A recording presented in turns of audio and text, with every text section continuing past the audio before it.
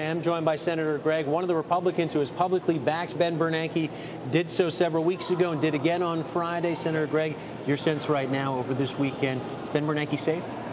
Well, I think he's going to be confirmed because he's done a really good job of getting us through this extraordinary fiscal crisis that we confronted. We literally would probably be in a depression now had he not stepped in, pushed the envelope of what the Fed usually does, and basically settled out the financial markets and given them the resources and given the country the liquidity it needed to get through this problem. Did you actually reach out to some of your Senate colleagues over the weekends, Republicans, and say, listen, it's time to step up and support this guy? Well, I've talked to a few of them. I haven't done it in an advocacy role, but I've just tried to get a feel for where they are.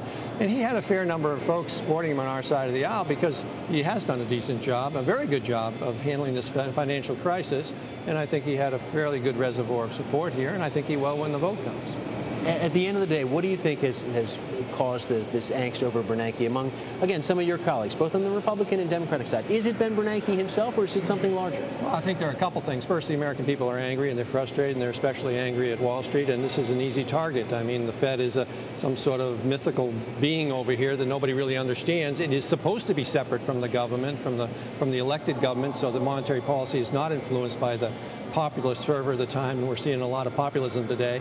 And so I think that he's an easy whipping boy, or the Fed is an easy target. And, you know, I see some of my colleagues say, well, he was responsible for this, he didn't see it coming.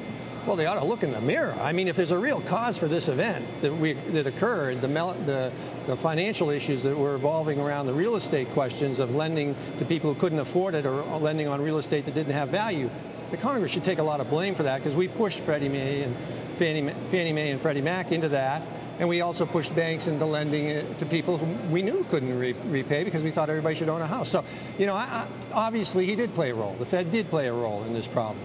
But he also played a major role, a very significant role, in making sure we got through it with the least amount of damage in a situation which was extremely tentative. Do you worry that if a vote does indeed happen later on this week, and the indications are he will likely survive confirmation right now, that he's going to be a damaged Fed chairman? He's not going to be as effective in the job, even if he gets the job for another term?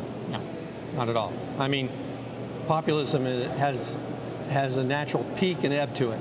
And I suspect this populism is going to start to ebb as people see that we're doing a lot of things around here which aren't constructive to the issue of getting our economy going and creating jobs, but may be good political sound bites. All right. Let me ask you about another big issue. You're the ranking Republican on the Budget Committee. You and the chairman, Ken Conrad of North Dakota, have teamed up on a proposal that this weekend got the president's backing, this idea of a bipartisan commission to deal with the country's fiscal issues. First of all, are you pleased the president's backing this idea, and how likely is it to win passage when it comes up for vote as early as tomorrow? Well, it's important your listeners understand that there are two ideas here. One is statutory and one is executive order.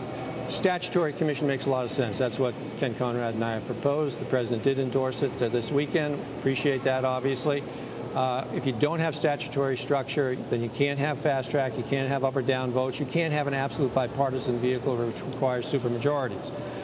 So if we could get a statutory commission, we could make a major stride down the roads towards getting our fiscal house in order. And we absolutely know without question that we are on an unsustainable path, and if we don't do something, this country is going to be in deep trouble financially relative to our debt and our deficits as we move down the road.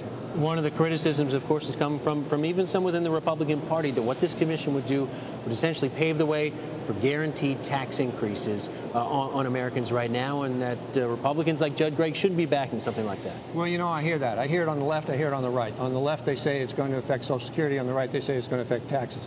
We have to understand, this country is on the brink of basically, in my opinion, becoming insolvent within 7 to 10 years. We're running up a debt level which will exceed 60% of GDP and hit 100% of GDP within 10 years. This is a dog chasing its tail. We cannot survive this as a nation. We're going to pass on to our kids a country where their prosperity is less than what we got from our parents. That's not fair. It's not right. And we have shown, beyond question, that the concept of regular order doesn't work around here on these big issues. And when my colleagues say, well, taxes shouldn't be on the table, or the folks on the other side say Social Security shouldn't be on the table, what they're really saying is, we don't want to do anything. Let's bury our head in the sands for another 4 or 5 years and then take this crisis on when it's beyond our capacity to do anything in a rational way, because it will be so overwhelming us. We'll either have to inflate the economy, or we'll have trouble selling our debt, or the tax increases would be so massive that they'd wipe out productivity. So let's take some action now. Let's actually govern. That's what we're paid to do. All right. Senator Judd Gregg, Republican of New Hampshire, thank you for the time. Appreciate it. We'll be